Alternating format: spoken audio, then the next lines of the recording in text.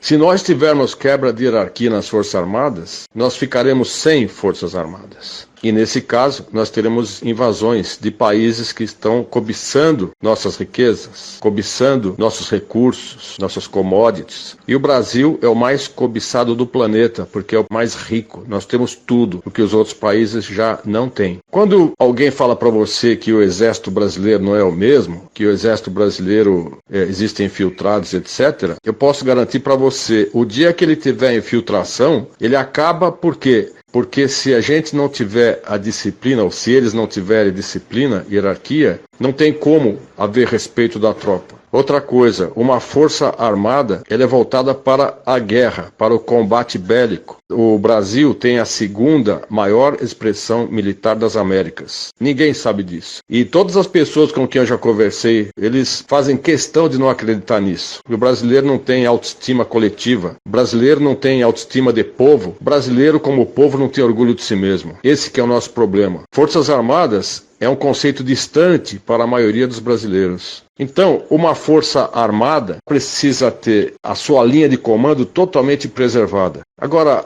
as notícias são tão ruins, existe infiltração e aparelhamento em tantos elementos da sociedade, que o brasileiro, por não conhecer militarismo, por não conhecer forças armadas, acaba acreditando que realmente existe lá dentro comunistas, que lá dentro existem traidores.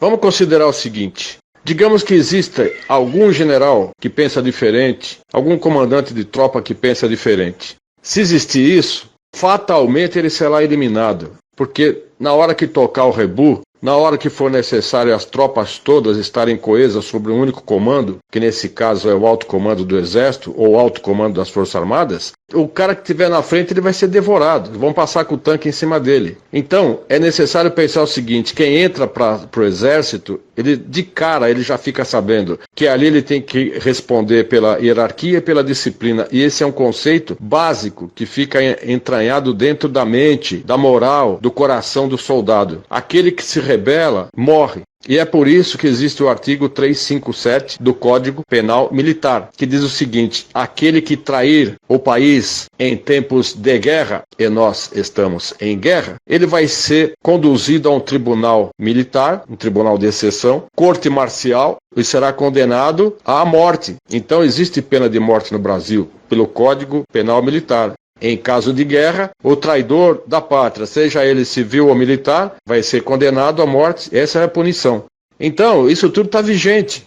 Você imagina quantos traidores, quantos governadores estão traindo a pátria? As pessoas que têm concessão de TV e venderam para os chineses traíram a pátria. A gravidade é muito maior do que criança chorando de fome, nos faróis. A coisa está muito mais avançada, entendeu? Então, dizendo para vocês o seguinte: nós temos a segunda maior expressão militar das Américas. O primeiro, claro, são os Estados Unidos da América do Norte. E segundo, nós temos o Brasil. E o terceiro é o Canadá. Então nós estamos vivendo uma crise muito grande de conhecimento, uma crise de vontade, que na verdade é a crise de patriotismo. As pessoas precisam amar o Brasil. Nós temos que ter ação. Não adianta ficar esperando que um dia, quem sabe, Deus vai ajudar, sabe? Deus já está ajudando, Deus já ajudou. Deus fez o brasileiro, nós todos, com saúde, com inteligência, com família estruturada, com vontade, um país maravilhoso. A ajuda já está. A bola está com o povo agora. O povo tem que agir. As Forças Armadas jamais irão agir sem a ajuda do povo. Jamais.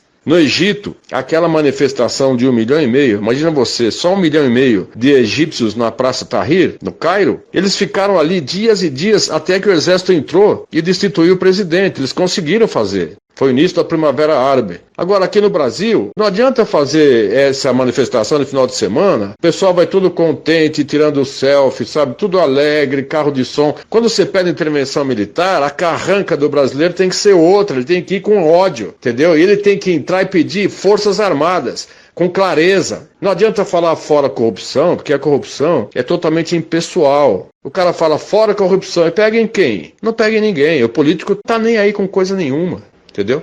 Então, eu quero que vocês confiem. Sabe por quê? Se o exército tomar o governo de uma forma autônoma, daí você vai ter aqui Rússia, China, tudo aqui na porta, entendeu? E a ONU aprovando, porque daí é sim usurpação de poder, é golpe militar, e nós não precisamos de golpe militar. Vai ser o fim do Brasil, porque nós vamos ter intervenção militar internacional matando todo mundo. E é isso que eles querem. Estão forçando que o exército entre sem aval do povo. Agora, como todo poder emana do povo, o povo tem poder maior até do que do Bolsonaro. O poder não emana das Forças Armadas. O poder não emana do Congresso, nem do Supremo. O poder emana do povo. Só que o povo não sabe. Nosso problema não é o coronavírus, nosso problema não é o comunismo, não é nada disso. Nosso problema é o povo. O nosso povo foi destituído de ânimo de luta. Nosso povo não teve educação moral e cívica. A massa não teve isso. E o que eles conseguiram foi desconstruir o amor à pátria. O jovem não tem noção do que é pátria. Tem muita gente que está no Brasil, anda para lá e para cá, viaja, e não sabe o que é Brasil. O militar, ele saúda a bandeira e canta o hino nacional 350 vezes por ano. Agora multiplica um militar de carreira como é o general, 350 vezes 40 anos. Veja quantas vezes esse homem olha para a bandeira e se emociona com a bandeira e canta o hino nacional. Acontece que tem uma barreira entre o civil e o militar. O militar entende o civil, entende o psicossocial, entende tudo que está acontecendo. Mas o civil não entende o militar. Porque foi colocado que militar é truculento, é ditador, é torturador. O povo acreditou nisso. Então essa que é a geração que está por aí, que desconfia. Não precisa desconfiar, entendeu? E eles vão resolver o problema, tem que confiar, pessoal. Assim como eu confio no Bolsonaro plenamente. O Bolsonaro sabe o que está fazendo e ele conta com um aparato militar aí, bélico, que é a segunda expressão maior das Américas. É muito poderoso, pessoal. Então, eu quero tranquilizar vocês, mas também não obrigo vocês a confiarem em mim e acreditarem no que eu falo. Entrei no exército de Caxias, passei pelo inferno. Saí ileso, graças a Deus, mas essa turma atirava para matar. Passava em frente às unidades militares com metralhadoras atirando. Eles eram covardes. E você sabe disso, que mataram soldados, mataram policiais militares. Então, essa turma toda teve que ser abafada na porrada. O exército agiu com muito rigor. E ele é sempre o mesmo. Entendeu? Eu sei que o meu discurso, desculpe se eu me alonguei muito, mas eu precisava passar para vocês isso, para vocês repicarem. Confie nas nossas Forças Armadas, confie no Bolsonaro. 80 milhões de brasileiros amam esse homem, esse presidente. Mais do que foi a Argentina com Perón, ou a Alemanha com Hitler, ou China com Mao Tse-tung, entendeu? Bolsonaro é amado, ele é idolatrado. Confie nisso, pessoal. O Brasil vai sair dessa. Nós temos que levar informação para o povo. Nós temos que levar sempre otimismo para todo mundo. E o pensamento tem que ser, vai dar certo, vamos conseguir, nós vamos vencer. Coronavírus é um vírus. Para mim, ele foi feito em laboratório na China para causar a desestabilização do mundo a mando dos globalistas, a nova ordem mundial. Isso já está mais do que claro, pessoal. Tanto é que a China já está se reerguendo e tendo trilhões e trilhões de dólares por semana de lucro. Agora, o outro lado é o desemprego. Se a gente tiver desemprego, o chefe de família, ordeiro, trabalhador, vai virar criminoso, porque ele vai sair com uma faca ou com um machado e vai trazer o arroz e feijão para casa. Não sei de quem ele vai pegar, mas ele vai ter que invadir a residência para pegar.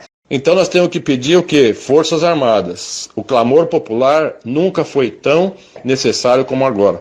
Em relação aos intervencionistas, que a Laísa perguntou, eu falo para você o seguinte, esqueça o movimento intervencionista. Eu fui um dos primeiros que começou com isso em 2007. Eu só tive contrariedades, que o pessoal não entende militarismo. O pessoal, como viu que as Forças Armadas não entravam, começaram a ofender os militares. Não funciona desse jeito. Força Armada não entra porque não pode. Não pode haver intervenção militar sem apoio do povo, em nenhum país do mundo. Se o povo não se mexer, adeus. Brasil, adeus tudo. É dessa forma que eu vejo, é dessa forma que é. Militares são feitos para guerra, para combate, para defender o Brasil. Sem o apoio do povo, sem que o povo peça, os militares não vão fazer nada. E o povo não está sabendo agir, o povo não está sabendo conduzir a sua própria nação. Sinto muito. Militar é para guerra, pessoal, não é para questões políticas.